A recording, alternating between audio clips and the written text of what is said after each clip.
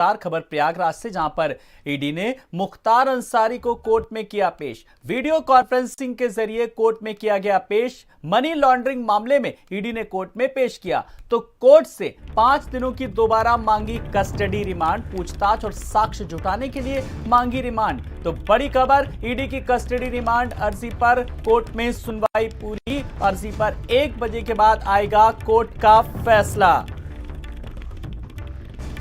तो ईडी ने मुख्तार अंसारी को फिलहाल कोर्ट में पेश किया और अब 1 बजे के बाद फैसला आएगा।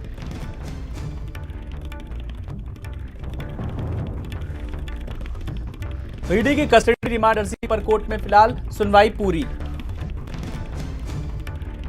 तो अब 1 बजे के बाद आएगा कोर्ट का फैसला। मनी लॉन्ड्रिंग मामले में ईडी ने कोर्ट में पेश किया। फिलहाल कोर्ट से 5 दिनों की जो है वो रिमांड मांगी गई और ईडी की कस्टडी रिमांड अर्जी पर कोर्ट में सुनवाई भी पूरी हुई और अब अर्जी पर 1 बजे के बाद आएगा कोर्ट का फैसला।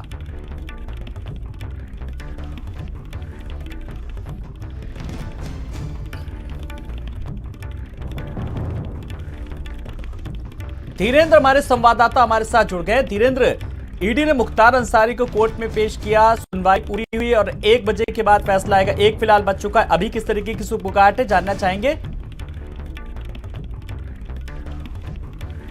मुख्तार अंसारी, उनको ईडी ने 14 दिनों तक के लिए कस्टडी रिमांड मांगी थी, लेकिन 10 दिन की उनकी कस्टडी रिमांड ईडी को मिली थी। 10 दिनों तक ईडी के कार्यालय में मुख्तार अंसारी से जो मनी लॉन्ड्रिंग के मामले में उनसे पूछताछ होती रही है। उसके पहले उनके बेटे अब्बास और उनके साले सलजीत रजा से भी पूछताछ हुई है। उनकी जो कंपनी है, उनके ससुर की जो कंपनी है, उसे टर्नओवर की भी उनसे पूछताछ हुई है।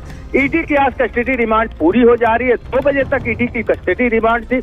ईडी ने उनको वीडियो कॉन्फ्रेंसिंग के जरिए कोर्ट में पेश किया है। उसके बाद 5 दिनों के लिए ईडी ने और रिमांड मांगी है।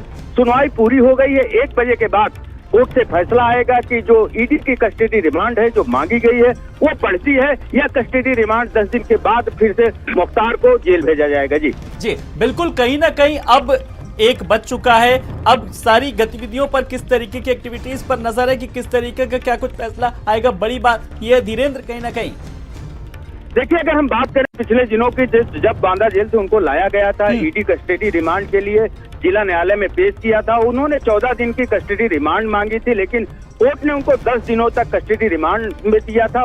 10 दिनों तक ईडी कार्यालय में लगातार मुख्तार अंसारी से पूछताछ होती रही।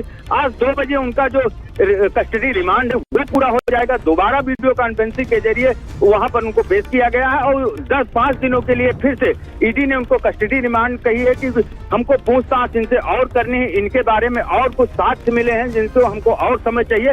तो 5 दिनों का कस्टडी रिमांड और मांगी है ईडी ने। अब देखने वाली बात होगी कि कोर्ट में पूरा बहस है वो पूरी हो गई है। दोनों पक्ष के वकील ने अपने तर्क रखा है। 1 बजे के बाद अब फैसला आएगा कि 5 दिनों की ईडी की कस्टडी रिमांड पे रहते हैं मुख्तार अंसारी या फिर से पुनः बांदा जेल से आए थे वहीं जेल भेजा जाएगा। जी, लेकिन जिस तरीके से थोड़ी देर बाद आएगा फैसला और ईडी ने मुख्तार अंसारी को कोर्ट में पेश किया, लगातार इस पूरे घटनाक्रम को लेकर अगर बात करें तो 5 दिनों की दोबारा कस्टडी मांगी है। लेकिन इस बीच अगर बात करें तो किस तरीके से साक्ष्य दिए गए, किस तरीके से जो पूछताछ हुई, क्या कुछ इस बारे में जानकारी मिल पा रही है? देखिए आलोक, अगर बात करें तो पिछले दिनों जो मुख्तार अंसारी का विधायक बेटा है अब्बास से, उससे ईडी ने काफी पूछताछ किया था। फिर उसके बाद इनके जो साले हैं सलजीत रजा, उनसे भी पूछताछ की थी। 2 कंपनी थी, उस कंपनी के बारे में जो टर्नओवर हुआ था उसके बारे में ईडी ने साक्ष्य पहले संकलन कर लिया था। उनका जो बयान था वो रिकॉर्ड कर लिया था। क्रॉस चेक बैठा के करते रहे।